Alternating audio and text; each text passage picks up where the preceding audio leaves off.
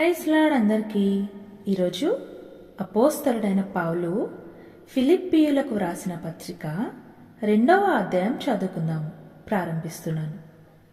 కావున క్రీస్తునందు ఏ హెచ్చరిక అయినను, ప్రేమ వలన ఆదరణ అయినను, ఆత్మయందు ఏ సహవాసమైనను, ఏ దయారసమైనను, వాత్సల్యమైనను ఉన్నయెడల మీరు ఏక మనస్కులగునట్లుగా ఏక ప్రేమ కలిగి ఏక భావము గలవారుగా ఉండి ఒక్కదానియందే మనసునుంచుచు నా సంతోషమును సంపూర్ణము చేయుడి. కక్ష చేతనైనను వృధాతిశయము చేతనైనను ఏమియో చేయక వినయమైన మనస్సు గలవారై ఒకనినొకడు తనకంటే యోగ్యుడని ఎంచుచు మీలో ప్రతివాడును తన సొంత కార్యములను మాత్రమే గాక ఇతరుల కార్యములను కూడా చూడవలెను. క్రీస్తు యేసునకు కలిగిన ఈ మనస్సును మీరును కలిగియుండిడి. ఆయన దేవుని స్వరూపము కలిగినవాడై ఉండి దేవునితో సమానముగా ఉండుట విడిచిపెట్టకూడని భాగ్యమని ఎంచుకొనలేదు గాని మనుష్యుల పోలికగా పుట్టి దాసుని స్వరూపమును ధరించుకొని తన్ను తానే రిక్తునిగా చేసుకొనెను.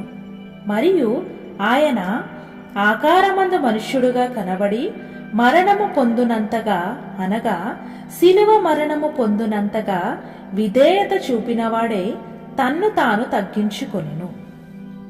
అందుచేతను పరలోకమందున్న వారిలో గాని, భూమి మీద ఉన్నవారిలో గాని, భూమి క్రింద ఉన్నవారిలో గాని ప్రతివాని మోకాలును యేసు నామమున వంగునట్లును, ప్రతివాని నాలుకయు తండ్రి అయిన దేవుని మహిమార్థమై యేసుక్రీస్తు ప్రభువని ఒప్పుకొనున్నట్లును దేవుడు ఆయనను అధికముగా హెచ్చించి ప్రతి నామమునకు పైనామమును ఆయనకు అనుగ్రహించెను.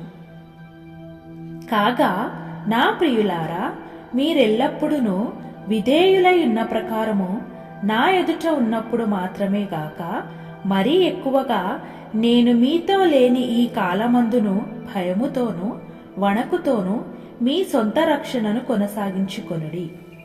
ఎందుకనగా మీరు ఇచ్ఛయించుటకును కార్యసిద్ధి కలుగజేసుకొనుటకును తన దయా సంకల్పము నెరవేరుటకై మీలో కార్యసిద్ధి కలుగజేయువాడు దేవుడే.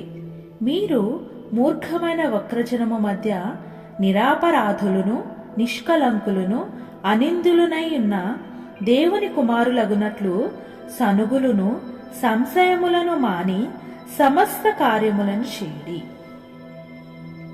అట్టి జనము మధ్యను మీరు జీవవాక్యమును చేతపట్టుకుని లోకమందు జ్యోతుల వలె కనబడుచున్నారు.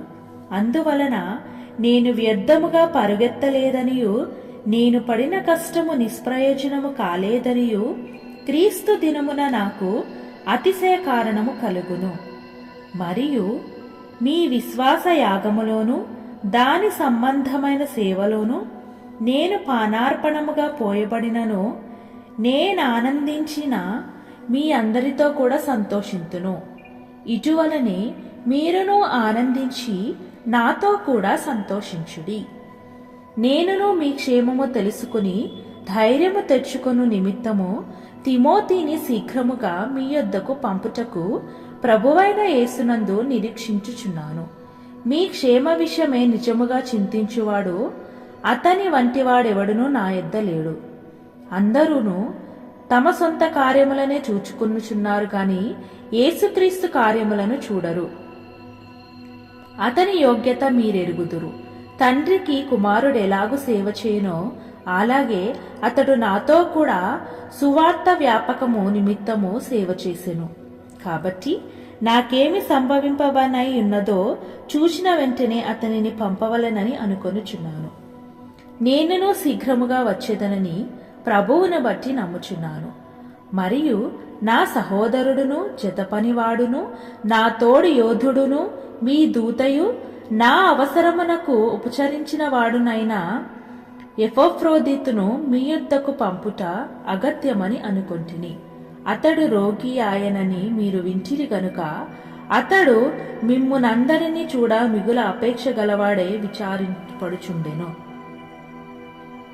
నిజముగా అతడు రోగి అయి చావునకు సిద్ధమై ఉండెను గాని దేవుడు అతనిని కనికరించెను. అతని మాత్రమే కాక నాకు దుఃఖము మీద దుఃఖము కలగకుండుటకే నన్నును కనికరించెను. కాబట్టి మీరు అతని చూచి మరలా సంతోషించు నిమిత్తము నాకున్న దుఃఖము తగ్గు నిమిత్తమును అతనిని మరీ శీఘ్రముగా పంపితిని. నా ఎడల మీ ఉపచర్యలో ఉన్న కొదువను తీర్చుటకై అతడు తన ప్రాణమునైనా లక్ష్య పెట్టక క్రీస్తు యొక్క పని నిమిత్తము చావునకు సిద్ధమై ఉండెను గనుక పూర్ణానందముతో ప్రభువునందు అతనిని చేర్చుకుని అట్టి వారిని ఘనపరచుడి. ఆమేన్. ప్రభువైన యేసుక్రీస్తు వారు ఈ వాక్యం